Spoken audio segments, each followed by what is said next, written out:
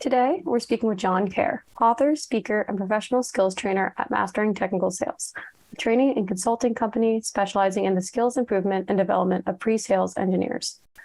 John is also the co-author of Mastering Technical Sales, the #1 worldwide book for pre-sales engineers and solutions consultants.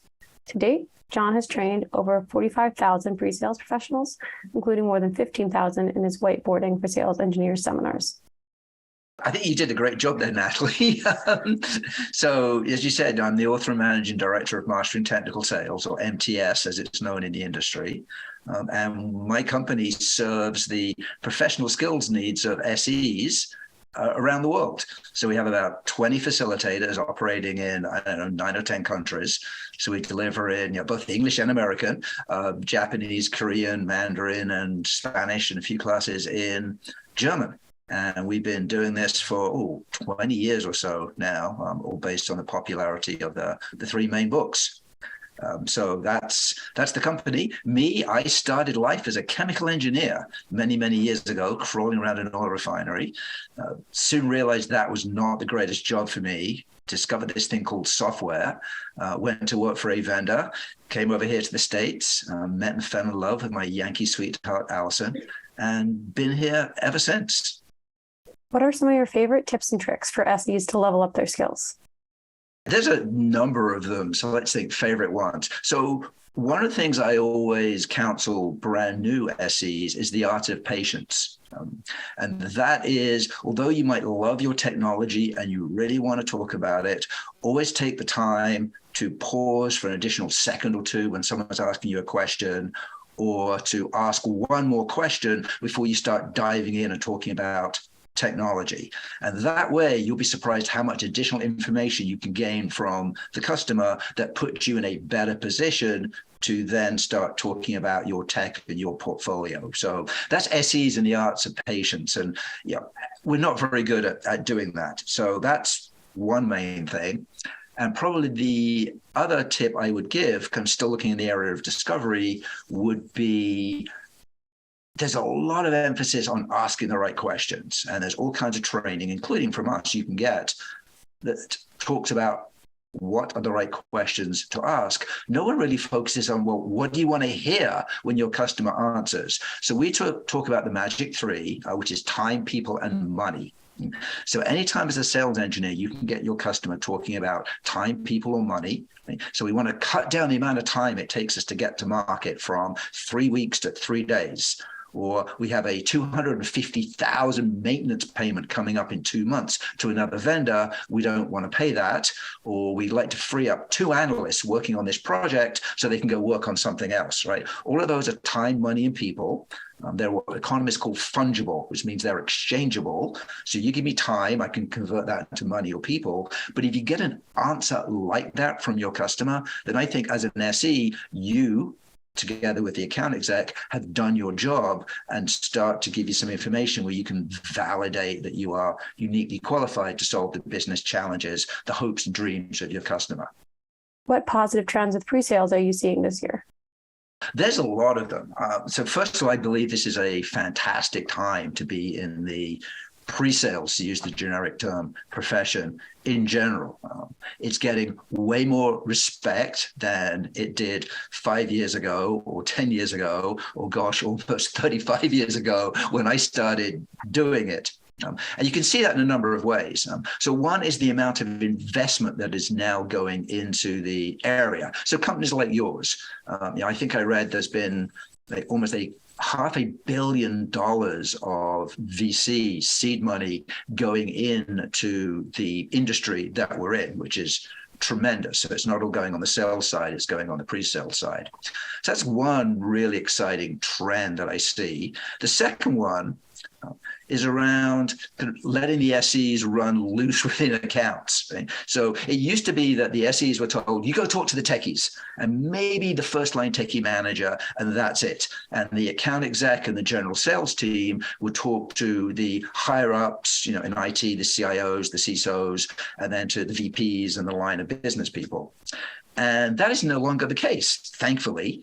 So what happens now is that you just look who in the sales team is the best person to build a relationship with a CISO or a COO or a senior director or a managing director at Goldman Sachs, and you let it go, independent, at least in the Western world, of title. So I think that is calling for some more sales and relationship building skills for SEs. But fundamentally, when you look at it, I think Don Carmichael, one of the other big names in the industry, says the unofficial title for a sales engineer is the person the customer really wants to talk to. And that is a position of trust and a position of value that I think sales engineers and the sales team don't use enough. So I'm thrilled to see that over the last few years, we're actually being given the chance to go out there and talk to people and really demonstrate the trust and value that we have within an account. So I think those are the two big trends that I'm seeing this year that thankfully are a continuation from the past few years. What trends are you ready to see end this year for pre-sales? So no offense to what your company does, but we need to get rid of this horrible focus we have on the demo. I think that is one of the things that is holding the profession back is the dash, the demo. So demos are amazing things and they're great proof points. And there are companies like yours that help automate the demo and get rid of the low end of the job. And that's fantastic. But to have a focus on demos and salespeople and even customers are the worst offenders on this, you need to do discovery first. And whether it's discovery right before the demo or in a big enterprise account, it's 2 or 3 discovery meetings.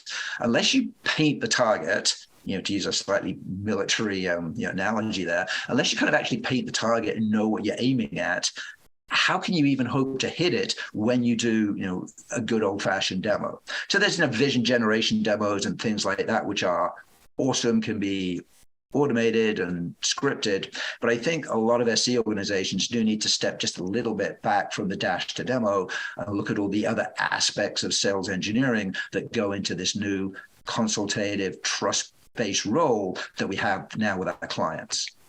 What are some of your favorite resources or tooling for SEs? So that's another thing that's great about 2022, where we are now, is there are so many more resources than there used to be. I mean, there used to be a couple of books and that was it.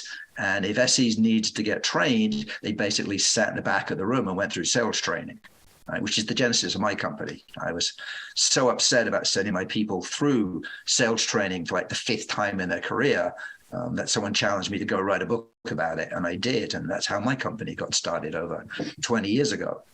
So now there's a lot of tooling, a lot of resources out there. So whether it's things like podcasts, right? You got Ramsey Majaba, We the Sales Engineer. There's a bunch of great podcasts that are coming out of the UK, 2 peas in a pod. There's additional books, right? I have 3 books. Peter Cohan has a couple of books out there. Patrick Pisang in Germany has a couple of allegorical books about sales engineers. So they're all fabulous resources. There's a ton of stuff online, right? So websites. The Presales Collective now has a sales engineering academy to bring people into the profession. So there's conversations there through Slack channels. And then last but not least, there's a ton of companies like yours that are providing tooling to the sales engineering profession. So whether it's automating the low end part of the job, so automating demos, RFPs, tracking POCs, all the way up to the high end, providing tools for SE and sales leadership to actually look at what we call ROPE, right? Return on pre-sales effectiveness, and provide metrics to SE leadership, and then all the things in between that help you improve basic presentations and demos. Wanted to give a chance to promote your work and give a shout out for anyone looking for training, consulting, and facilitation services for pre-sales engineers and management.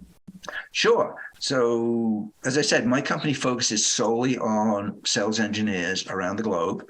We cover everything from fundamental classes like business value discovery up through applied training, demos, presentations, whiteboarding is a big favorite, to more advanced classes for maybe the top 25 or 30% of SEs, like the trusted advisor or making the executive connection. We now have a brand new improv class, a brand new negotiations class. And Natalie, brand new news. Last week, we actually delivered our 100th SE leadership class. We are the only company in the world that actually trains SE leadership with role-specific training, based on the book that Chris Daly and I released last year, the SE Manager's Handbook. And that business is now probably 15 to 20% of MTS's global business is training SE leaders. So they don't have to go through, the standard, or they go through the standard HR stuff, and then we can layer training on top of that. So that's a big emphasis for my company in 22 and 23.